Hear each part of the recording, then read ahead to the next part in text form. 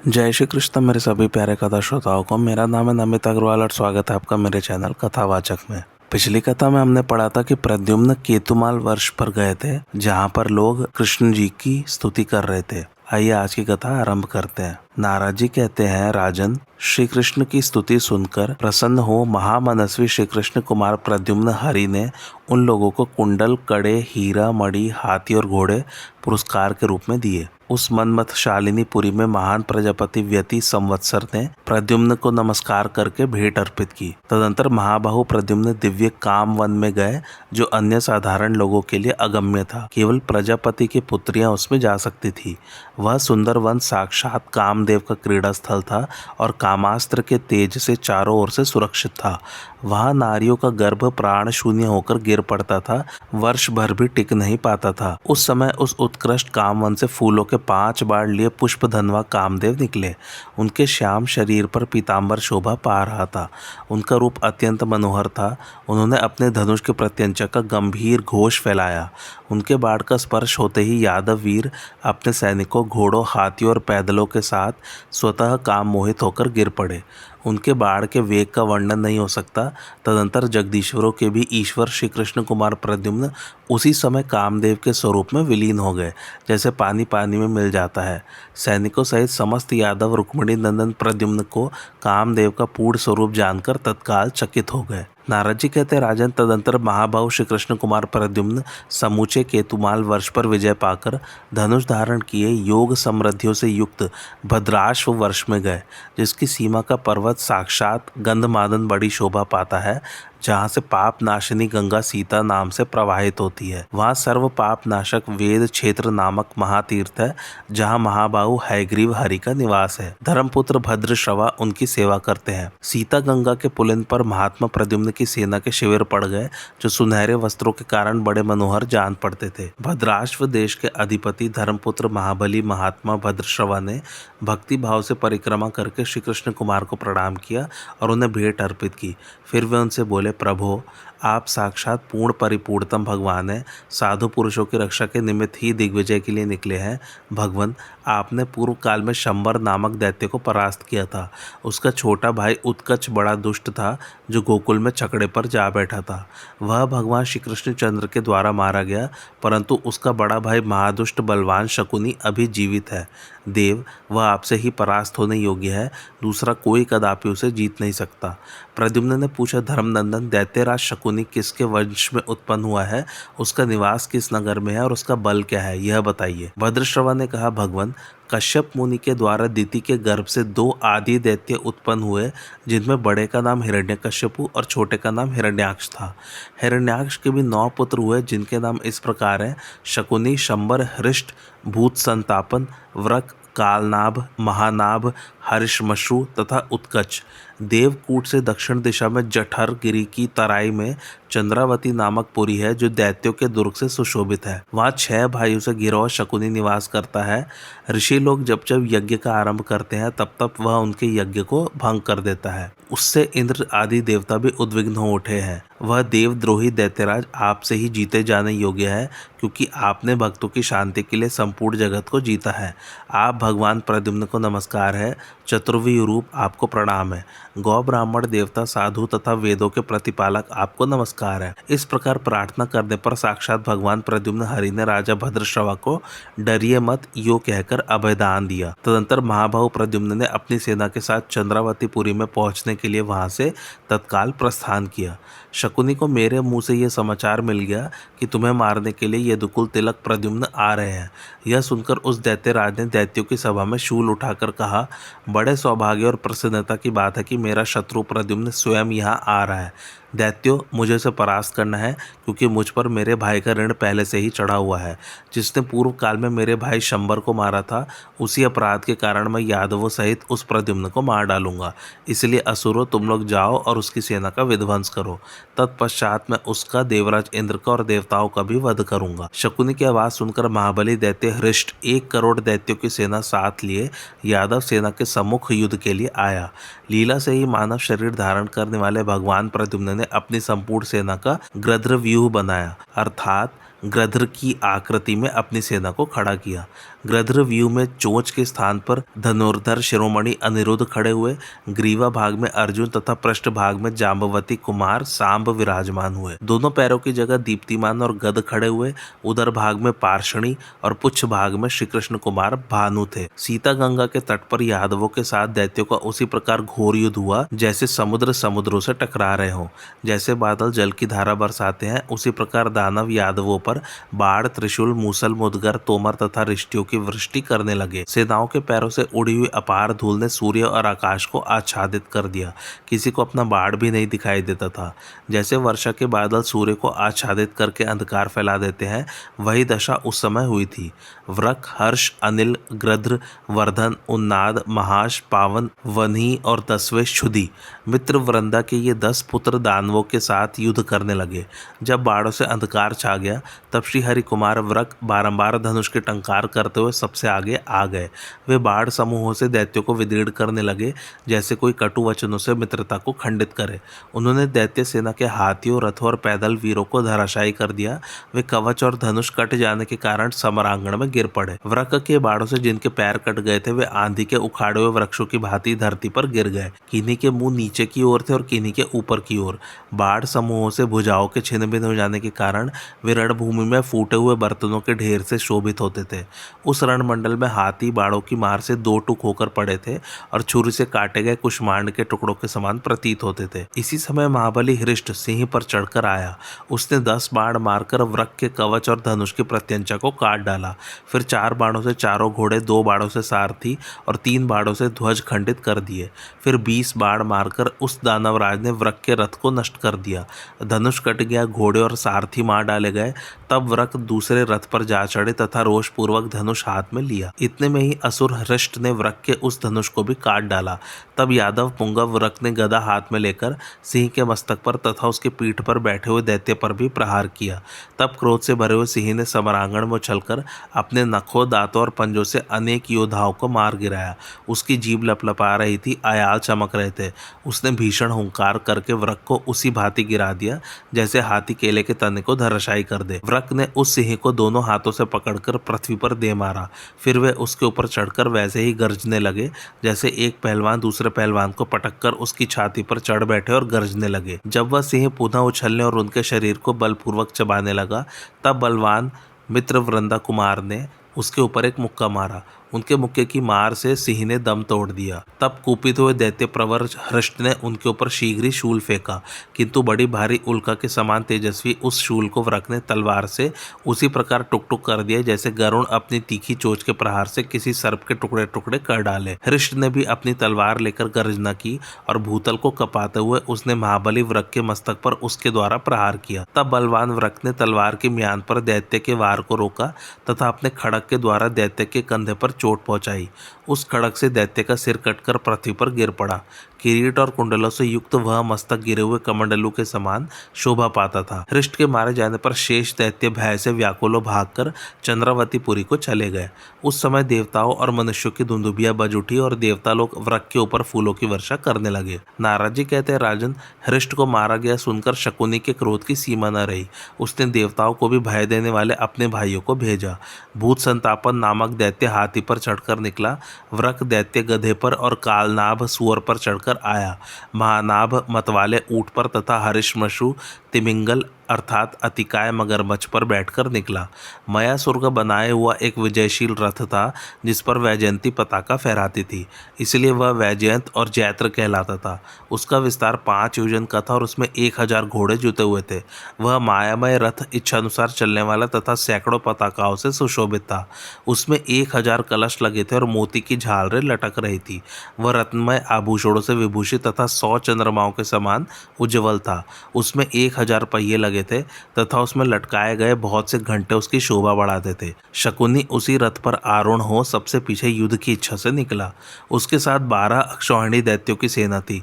धनुषों के टंकार, वीरों के सिंहनाद, घोड़ों की हिनहिनाहट, रथों की घरघराहट तथा हाथियों की चीत्कारों से मानो समस्त दिग्मंडल गर्जना कर रहा था। दैत्य सेना के अभियान से समस्त भूमंडल कांपने लगा। अनेकानेक पर्वत धराशायी हो गए, समुद्र विक्षुब्ध हो उठे और अपनी मर्यादा को लांघ गए। देवताओं ने उन्होंने तुरंत ही अमरावतीपुरी के दरवाजे बंद कर लिए और वहां अर्गला डाल दी। उस भीषण सेना को देखकर धनुर्धारियों में श्रेष्ठ बलवान तथा धैर्यशाली वीर श्री कृष्ण कुमार प्रद्युम्न यदुकुल के श्रेष्ठ वीरों से इस प्रकार बोले, वीरों, भूतल पर जो हमारे शरीर है 5 भूतों का बना हुआ है। फेन के समान क्षणभंगुर है, कर्म और गुण आदि से इसका निर्माण हुआ है। इसका आना जाना लगा रहता है तथा यह काल के अधीन है। यह जगत बालकों के रचे हुए खिलवाड़ के समान है। विद्वान पुरुष इसके लिए कभी शोक नहीं करते। सात्विक पुरुष ऊर्ध्व लोक में गमन करते हैं, राजस मनुष्य मध्य लोक में स्थित होते हैं और तामस जीव नीचे के नरक लोकों में जाते हैं। इन तीनों से जो भिन्न है वे बारंबार कर्मानुसार विचरते हुए नाना योनियों में जन्मते मरते रहते हैं। यह लोक सब ओर से भयग्रस्त है। जैसे नेत्रों के घूमने से धरती व्यर्थ ही घूमती सी प्रतीत होती है, उसी प्रकार यह मन कल्पित संपूर्ण जगत भ्रांत होता है। जैसे कांच में प्रतिबिंबित अपने ही स्वरूप को देखकर बालक मुग्ध होता है, उसी प्रकार यह सब कुछ भ्रांतिपूर्ण है। जैसे मंडलवर्ती जनों का सुख अस्थिर होता है, उसी प्रकार पाताल निवासियों का भी सुख अचल नहीं है।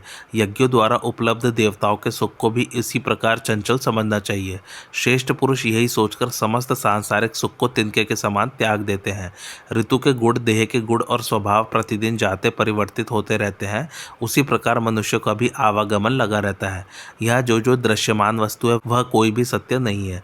जैसे यात्रा में राहगीरों का समागम होता है और फिर सबके सब जहाँ तहाँ चले जाते हैं, उसी प्रकार यहाँ सब आगमा पाई है, कुछ भी स्थिर नहीं है।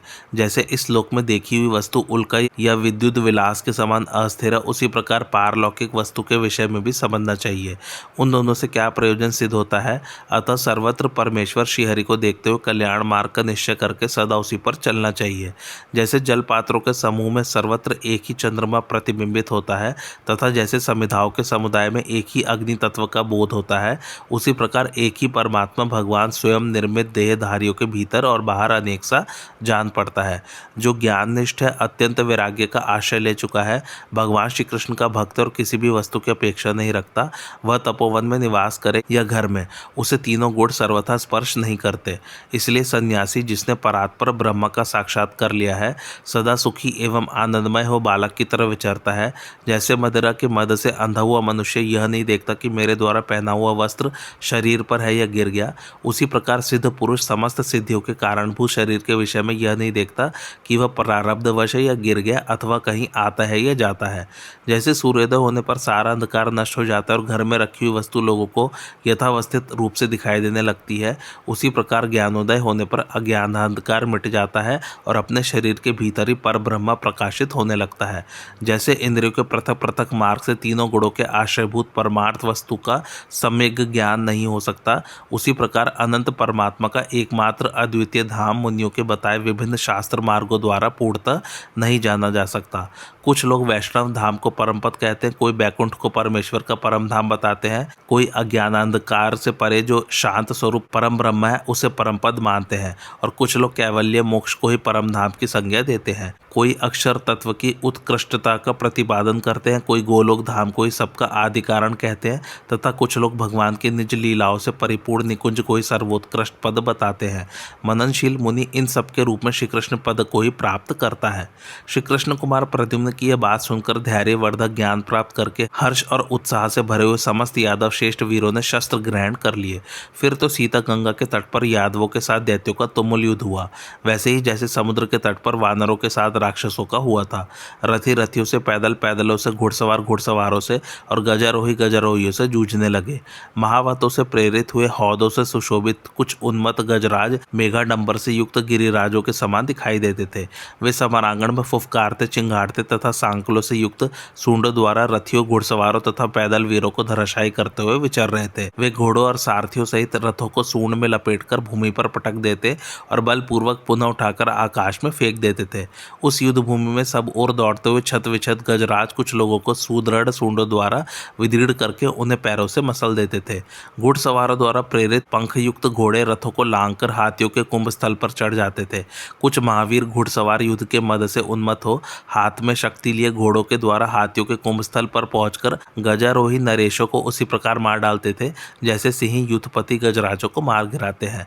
कुछ घुड़सवार योद्धा तलवारों के वेग से सामने की सेना को विदीर्ण करते हुए उसी प्रकार सकुशल आगे निकल जाते थे जैसे वायु अपने वेग से लीला पूर्वक कमल वन को रौंदकर आगे बढ़ जाती है।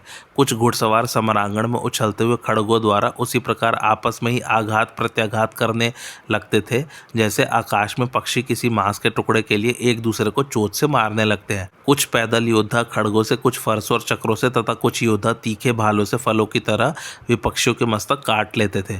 संग्रामजित, बृहत्सेन, शूर, प्रहरण, विजित, जय, सुभद्र, वाम, सत्यक तथा अश्वयु, भद्रा के गर्भ से उत्पन्न हुए ये श्री कृष्ण के 10 औरस पुत्र सबसे आगे आकर दैत्य पुंगवों के साथ युद्ध करने लगे। हाथी पर चढ़े हुए महान असुर भूत संतापन ने अपने नाराजों की वर्षा से दुर्दिन का दृश्य उपस्थित कर दिया। भूत संतापन के बाणों द्वारा अंधकार फैला दिए जाने पर श्री कृष्ण के बलवान पुत्र संग्रामजित उसका सामना करने के लिए आए।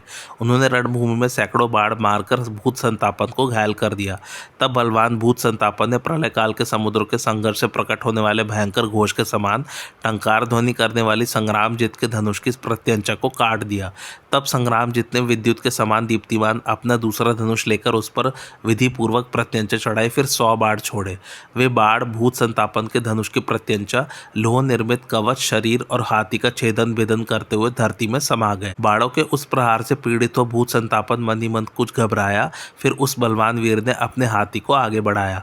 काल और यम के समान भयानक उस हाथी को आक्रमण करते देख बलवान संग्रामजित ने अपना दिव्य खड़ग लेकर रणभूमि में उसके ऊपर प्रहार किया। उस खड़ग प्रहार से उसकी सूंड के 2 टुकड़े हो गए और वह भयानक चीत्कार करता तथा गंड स्थल से मद बहाता हुआ भूत संतापन को छोड़कर जगत को कंपित करता हुआ भागा।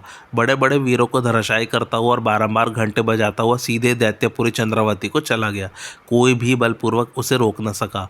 इस प्रकार हाथी के संग्राम भूमि से भाग जाने पर वहां महान कोलाहल मच गया। तब भूत संतापन ने श्री कृष्ण पुत्र के ऊपर तीखी धार वाला चक्र चलाया जो ग्रीष्म ऋतु के सूर्य की भांति उद्भासित हो रहा था। उस घूमते चक्र को अपने ऊपर आया देख बलवान भद्रा कुमार ने अपने चक्र द्वारा लीला पूर्वक उसके 100 टुकड़े कर डाले। तब उस महान असुर ने जठर गिरी का एक शिखर उखाड़कर आकाश मंडल को निनादित करते हुए श्री कृष्ण पुत्र पर फेंका। संग्रामजित ने उस शिखर को बलपूर्वक दोनों हाथों से पकड़ लिया और उसी के द्वारा रणभूमि में भूत संतापन पर प्रहार किया। तब दैत्य पुंगव भूत संतापन समूचे जठर गिरी को उखाड़कर उसे हाथ में ले संग्राम भूमि में खड़ा हुआ। अब मैं इसी पर्वत से संग्राम में तुम्हारा काम तमाम कर दूंगा, इस प्रकार मुख से कहने लगा। यह देख श्रीहरि के पुत्र संग्रामजित ने भी देवकूट नामक पहाड़ उखाड़ लिया और मुख से कहा, मैं भी इसी से युद्ध भूमि में तेरे प्राण ले लूंगा। यूँ कहकर वे उसके सामने खड़े हो गए। वह अद्भुत सी घटना हुई। पर्वत फेंकते हुए भूत संतापन पर बलवान संग्रामजित ने संग्राम में अपने हाथ के पर्वत से प्रहार किया। भारी बोझ से युक्त जठर और देवकूट दोनों पर्वत दैत्य के मस्तक पर गिरे। उनसे 2 वज्रों के टकराने का सा भयानक शब्द हुआ। दोनों की चोट से गिरकर भूत संतापन मृत्यु का ग्रास बन गया और उसकी ज्योति संग्रामजित में विलीन हो गई। संग्रामजित की सेना में विजय सूचक दुंदुभियां बजने लगी और देवता उन भद्रा कुमार के ऊपर फूल बरसाने लगे। नारद जी कहते हैं, मिथिलेश्वर, संग्रामजित के द्वारा उस महायुद्ध में भूत संतापन के मारे जाने पर दैत्य सेनाओं में महान हाहाकार मच गया। तब शकुनी, व्रक, कालनाभ और महानाभ तथा हरिशमशु ये 5 वीर रणभूमि में उतरे। श्री कृष्ण कुमार प्रद्युम्न शकुनी के साथ युद्ध करने लगे और अनिरुद्ध व्रक के साथ, सांब कालनाभ से और दीप्तिमान महानाभ से भिड़ गए। बलवान वीर श्री कृष्ण कुमार भानु हरिशमशु नामक असुर के साथ लड़ने लगे। सबके आगे थे धनुर्धरों में श्रेष्ठ अनिरुद्ध। वे अपने बाणों द्वारा दैत्यों को उसी प्रकार विदीर्ण करने लगे जैसे इंद्र वज्र से पर्वतों का भेदन करते हैं। अनिरुद्ध के बाणों से दैत्यों के पैर, कंधे और घुटने कट गए। वे सबके सब मूर्छित हो तेज हवा के उखाड़े हुए वृक्षों की भांति पृथ्वी पर गिर पड़े। अनिरुद्ध के तीखे बाणों से जिनके मेघडंबर, कुंभस्थल और सूंडें छिन्न भिन्न हो गई थी, दांत टूट गए और कक्ष कट गए थे, वे हाथी रणभूमि में उसी प्रकार गिरे जैसे वज्र के आघात से पर्वत ढह जाते हैं। हाथियों के 2 टुकड़े होकर पड़े थे और उनके ऊपर कश्मीरी झूल चमक रही थी। हाथियों के विदीर्ण कुंभस्थलों से इधर उधर बिखरे हुए मोती चमक रहे थे। वे बाढ़जन्य अंधकार में उसी प्रकार उद्दीप्त हो रहे थे जैसे रात में तारे चमचमाते हैं। अनिरुद्ध के बाणों से प्रदर्शित कितने ही वीर मूर्छित होकर भूमि पर पड़े थे। वह दृश्य अद्भुत सा प्रतीत होता था। कितने ही रथी भूमि पर गिरे थे और उनके रथ सूने खड़े थे। कुछ योद्धाओं के कटे हुए मस्तक ऐसे दिखाई देते थे जैसे हाथी के पेट में कैथ के फल। एक ही क्षण में उस संग्राम के भीतर दैत्यों की सेनाओं में इतना अधिक रक्त गिरा कि उसकी भयानक नदी बह चली। हाथी उसमें ग्राह के समान जान पड़ते थे, ऊँटों एवं गधों के धड़ एवं मुख आदि कच्छप जान पड़ते थे, रथ सूस के समान प्रतीत होते थे, केश सेवार का भ्रम उत्पन्न करते थे और कटी हुई भुजाएं सर्पिणी सी जान पड़ती थी। कटे हाथ उसमें मछलियां थे और मुकुट रत्नहार एवं कुंडल कंकड़ पत्थर का स्थान ले रहे थे। शस्त्र शक्ति छत्र शंख चवर और ध्वज वालुका राशि के समान थे। रथों के चक्के भंवर का भ्रम पैदा करते थे। दोनों ओर की सेनाएं ही उस रक्त सरिता के दोनों तट थी। 100 योजन तक फैली हुई वह खून की नदी वैतरणी के समान भयंकर जान पड़ती थी। प्रमथ भैरव भूत बेताल और योगिनीगढ़ उस रण मंडल में अट्टहास करते, नाचते और निरंतर खप्पर में खून लेकर पीते थे। वे भगवान रुद्र की मुंडमाला बनाने के लिए नरमुंडों का संग्रह भी करते थे। सिंह पर चढ़ी हुई भद्रकाली सैकड़ों डाकिनियों के साथ आकर उस समरांगण में दैत्यों को अपना ग्रास बनाती और अट्टहास करती थी। विमान पर बैठी हुई विद्याधरियां, गंधर्व कन्याएं और अप्सराएं क्षत्रिय धर्म में स्थित रहकर वीर गति को प्राप्त हुए देव स्वरूप वीरों का पति रूप में वर्ण करती थी। आकाश में उन वीरों को पति रूप में चुनते समय वे सुंदरियां परस्पर कलह कर बैठती थी। कोई कहती ये मेरे योग्य है, तुम लोगों के योग्य नहीं। इस तरह वे विवल चित्तों विवाद कर रही थी। कुछ वीर धर्म में तत्पर रहकर समर की रंगभूमि से तनिक भी विचलित नहीं हुए, इसलिए वे सूर्यमंडल का भेदन करके दिव्य विष्णु पद को जा पहुंचे। कुछ दैत्य अनिरुद्ध को अपने शत्रु के रूप में देखकर भाग खड़े हुए। कुछ असुर अपना अपना युद्ध छोड़कर 10 दिशाओं में पलायन कर गए। उसी समय गधे पर चढ़ा हुआ भयंकर महादैत्य व्रक गर्जना करता तथा बार बार धनुष टंकारता हुआ युद्ध करने आया। उस रण दुर्मद दैत्य ने भी 10 बाण मारकर अनिरुद्ध के प्रत्यंचा सही धनुष को काट दिया। धनुष कट जाने पर महाबली अनिरुद्ध ने दूसरा धनुष हाथ लिया और 10 बाण मारकर व्रक के कोदंड को भी खंडित कर दिया। इस पर व्रक के होठ रोष से फड़क उठे।